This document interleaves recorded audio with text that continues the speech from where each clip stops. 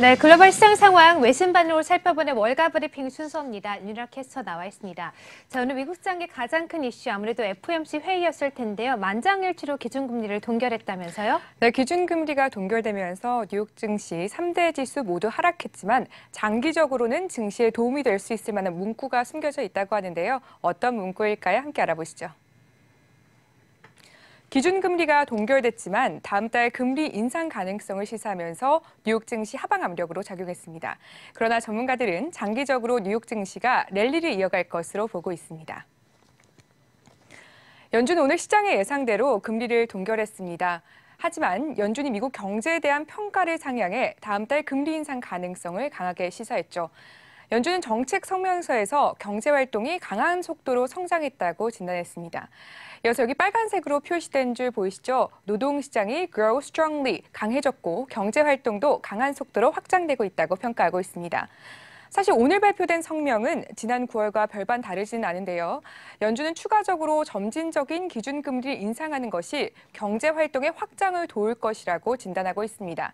이는 이전과 동일합니다. 연준은 향후 기준금리 조정 시점과 정도를 연준의 목표치인 완전고용과 2% 물가 목표에 맞춰 추진할 것이라고 밝혔는데 이 문구가 하이라이트입니다. Q&A 수석투자전략가 에드 캐넌은 연준이 이번 성명서에서 큰 변화를 주진 않았지만 금리 인상에 있어서 유연하게 접근할 것을 시사했다며 이는 마켓 랠리를 유지시키는 데 도움이 된다고 진단했습니다. 이어서 캐넌은 오늘자 뉴욕 증시가 하락세를 보였지만 채권 수익률이 오른 것은 긍정적인 신호로 받아들일 수 있다. 투자자들이 미국의 경기 침체에 대해 걱정을 덜었다는 것을 보여준다고 덧붙였습니다.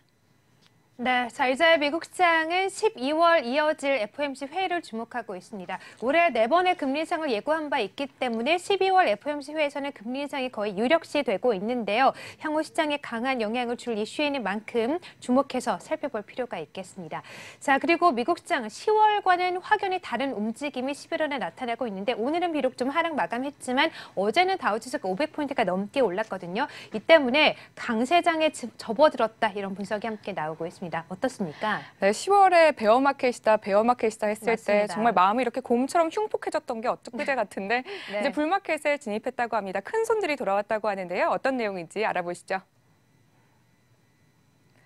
미국의 한 경제 외신 매체는 11월에 미국의 큰 손들이 돌아왔다고 평가했습니다.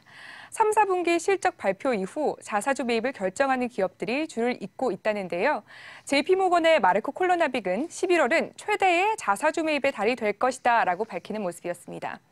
그동안 자사주 매입은 미국 증시를 견인해온 주요 요인으로 꼽혀왔습니다. 10월부터 바이백 블랙아웃, 그러니까 자사주 매입 제한 기간에 들어가면서 뉴욕 증시의 하락 원인으로 작용해왔습니다. 미국은 실적 발표 한 달 전부터 자사주 매입이 금지되기 시작하는데요. 실적 발표 이후 다시 기업들이 자사주 매입을 확대하고 있는 것으로 보입니다. 기업들로서도 참 오랜 기다림이었을 것 같습니다.